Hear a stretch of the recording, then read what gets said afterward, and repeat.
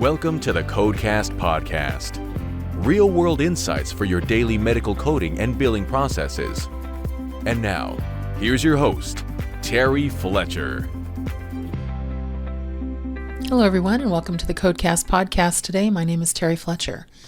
So today our topic is going to look at something that's been coming up in the news. I've read this in Part B News. I read it online, and I was talking about it recently to a contact I have at Medicare. And it seems like, and I didn't miss this in the CMS proposals for Part B, but I did kind of glance over it, and then I just took a deep dive into it. And they're kind of altering the global surgical package modifiers. So, for example, we've got modifier 54, which is surgical care only, 55 post-op management only, and then 56 pre-op management. And we hardly ever use those. I mean, I rarely see those anymore. Those have been around for years and years and years.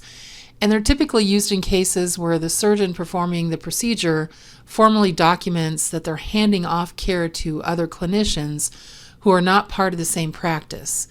And CMS has created a proposal to expand the use of transfer of care modifiers, is what they call them, during the global surgical period. And it's going to lead to so many problems. So, for example, if a patient is on a ski vacation and breaks their leg and an orthopedic surgeon nearby treats that fracture, they would put a 54 modifier on it, while a physician practice near the patient's home would agree to provide all the follow-up care, and they'd get a 55 modifier. And then Medicare would pay each physician a portion of the global surgical fee based on ratios listed in the fee schedule under the relative value file. You know, what's the physician's work relative to the procedure, and they would split it out. Typically, it's around a 60-40 to 70-30 split, I've noticed. And then with the 56 modifier preoperative management, I never see that billed. But once in a while, you never know. It depends on the surgery.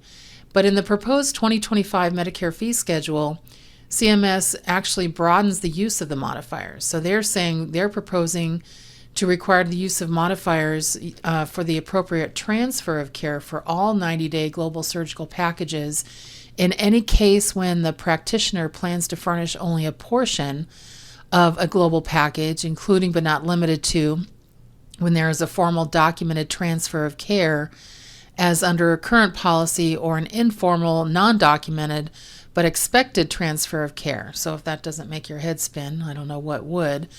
That to me is going to lead to a lot of confusion, especially for cardiac surgeons. And, you know, a lot of times clinicians outside the surgical practice may choose to bill for post-operative care because the patient can get in to see them, you know, easier or faster, I should say.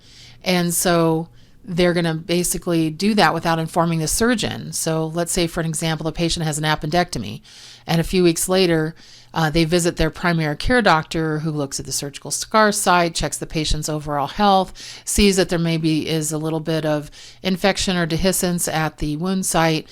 And so what, are they now going to report the surgical code with a 55 modifier, or are they going to code for an office visit that they're going to, with diagnoses that are going to encroach on the surgeon's ability to get 100% allowable of their appendectomy there? And so it would definitely cause problems for surgical practices that haven't planned to transfer post-op care and didn't append the modifier 54, because now it'll pend maybe both claims, and this just seems like it's going to be kind of a little bit of a nightmare.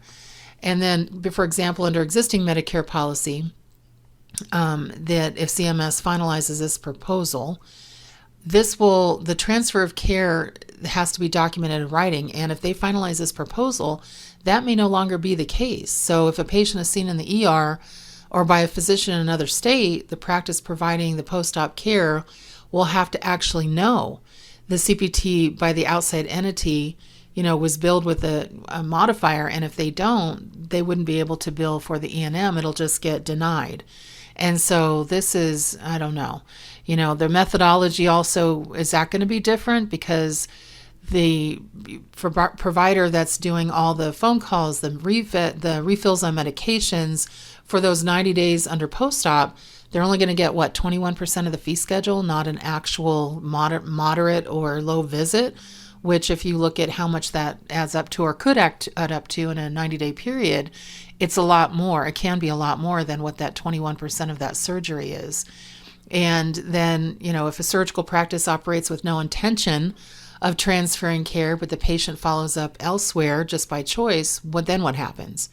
So there's a lot to talk about on this topic, and make sure that you are, during the comment period, if you're a surgical practice and you're listening to this, or even if you are, let's say, a primary care practice and you're listening to this and you're dealing with this issue, make sure that this is coming and this is a proposal. And I've noticed that even when we comment, if we don't get a good number of commenters, physicians, and also you're a stakeholder, if you're a coder, biller, administrator, if we don't get a good percentage, then they just say, okay, we didn't get enough feedback, so we're going to do what we want. But CMS said they, really arrived at this proposal that after there were so many claims that have been reported with Modifier 54 that outnumbered claims with Modifier 55, and nobody used Modifier 56, basically. And they said that the 99% of the claims reported with the 54 actually were for cataract procedures, because ophthalmology practices usually do co-management, or they have agreements with optometrists where the ophthalmologist reports the pre and interoperative portion of the global procedure with 54, and then the optometrist bills for post-op management with 55. And so typically the 56 modifier is not used because they just include that with the 54. And so that made sense because, again, optometrists sometimes are easier to get in. I can call mine and get in within 3 weeks. But you try to get in for a post-op or for a recheck into a primary care or a surgeon, let's say, and you could be looking at, past your post-op period. You try with your primary care might be a little earlier. But CMS says they believe that the transfer care proposal would help accurately value payment for 90-day surgical services, because they haven't really figured out how to do that. And they said the proposed policy would provide us with, and I'm quoting, more accurate information on the resources involved in furnishing components of surgical packages. The problem I see with this effort is that the non-surgical people that are practices that are seeing the patients post-op, they weren't involved in the surgical pre-op typically. They're the ones that basically are just looking at, the wound, the aftercare, the wound site.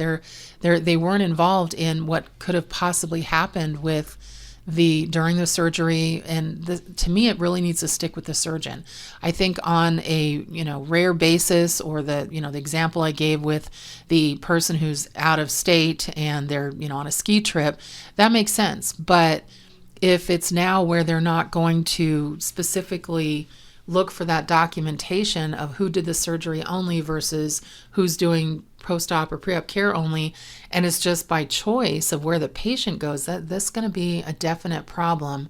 And the circumstances here could actually really alter your reimbursement. So keep an eye on that. I definitely would make sure that you are commenting on the site on the cms.gov for the proposed fee schedule. They have so many things that are on there that make no sense. I mean, I mentioned one of them where all the 17 new telehealth services, they're saying they're going to have an I status where they're not going to look at that.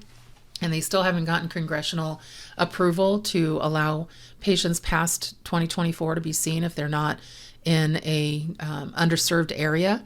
So how we know telehealth now, free for all for everyone, would not exist. But that also does away with any audio only unless it's behavioral health, but they have their own codes. And so even though you're like, oh, they may extend telehealth, but when they don't extend the rules under place of service or location, that's where it's become a problem. So really, you need to dive into the Part B fee schedule proposal, because it's actually pretty crazy right now. I don't know. Infectious disease specialists, they're looking at giving them an additional code, kind of like the complexity code you have under G2211. It's a descriptor placeholder. It's called GIDXX, means don't use that. But they're calling it a visit complexity inherent to hospital inpatient or observation care with a patient who has confirmed or suspected infectious diseases by an infectious disease consultant including disease transmission risk assessment, mitigation, public health investigation. I'm thinking because you've seen, the World Health Organization thing on monkeypox, I'm rolling my eyes because there's let's face it, in U.S. there's only been one instance, so that shouldn't be a World Health issue. But that's just a professional opinion. So for those of you who don't know, haters out there, but they just kind of get crazy sometimes by throwing these things in there, trying to take more pieces of the pie when, again, you have to balance the budget. So when you have these extra codes, these extra add-ons, these shift in policy, that's really all they're doing. They're shifting, the reimbursement from one code to another, and they're taking more pieces of the pie along with our denials for 2025. And oh my gosh, the projected conversion factor, it's going to cut across so many services. So, right now, the proposed fee schedule, and I know I've talked about this before, but let me just kind of tell you what you're looking at. 2.8% conversion factor, cut. It doesn't seem like it's going to be uniform effect. It's going to be all over the place. Radiology codes, stress test codes, office visits, 214-202-99203, home visits, echoes. Boy, that's going to be cardiology hit. I just noticed that. Debridements, 99213. Destruction of lesions, the 17,000 code. Those are going to be some of the cuts you're seeing there. Some of the highest cuts are going to be after cataract laser surgery, eye exams, retinal lesions, critical cares, additional 30 minutes getting a huge cut, almost 3%. The ones I just mentioned, 4%. The E&M service is 2%.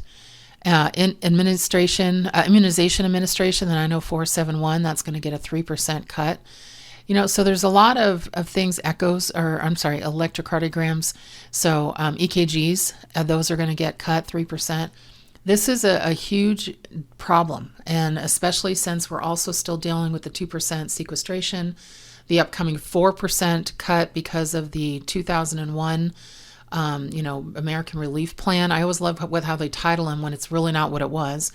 And that was $1.7 trillion. They're attacking the fee schedule, and that's where they're going to, kind of get their money from. Because remember, the government does not give away free services. No matter what you think, they have to pay for it some way, whether it be through our taxes or through taking it from agencies that collect money. So this is where things come from, and it's really going to hurt our providers. And so it just really kind of makes me a little bit crazy of what's really happening out there, and not everybody is understanding how this is going to work. So anyway, this is kind of what I wanted to talk about today. I was going to make it kind of a short one because I think this post-op situation is a problem. Look what happened with hernia repairs. We got, finally they took off post-op rules, 90 days off hernias. And now what are most of my general surgeons asking me? How do I bill for a follow-up visit when all I'm doing is checking the wound site? Well, that's supposed to be at least one visit on the post-op. So is it a level 2 and when there's no management, when there's no risk, if everything looks good? Is it a nurse visit? What is it? And so, the physician, and especially if it's done by a physician and there's no other problems, patient just came in for a hernia repair and now they're just checking the wound site. And, honestly, I don't think it's above a level 1 unless there's something else going on. And so it's really tough when things change. Almost be careful what you wish for. And then as soon as it changes, everyone's like, well, now what do I do? So just keep an eye on some of these changes that I don't want to say don't make sense, but don't make sense because it just doesn't fall in line with what you really need to understand when it comes to components of the code and where your reimbursement comes into play. All right, everyone. So that's it for me today. I hope you have a great week. And we're just heading towards the end of August. So next week will be our Top 10 Tuesday. So I'll have a bunch of coding questions for you on our Top 10 Tuesday on the 27th. So everyone, make it a good week and make it a great day. And thank you for listening to the Codecast podcast. For more information on medical coding, billing, auditing, and compliance, including how to hire Terry, follow Terry on Twitter @TerryCoder1 or visit her website at www.terryfletcher.net. Podcast producer Joe Kuzma. Music producer Dassassin Music.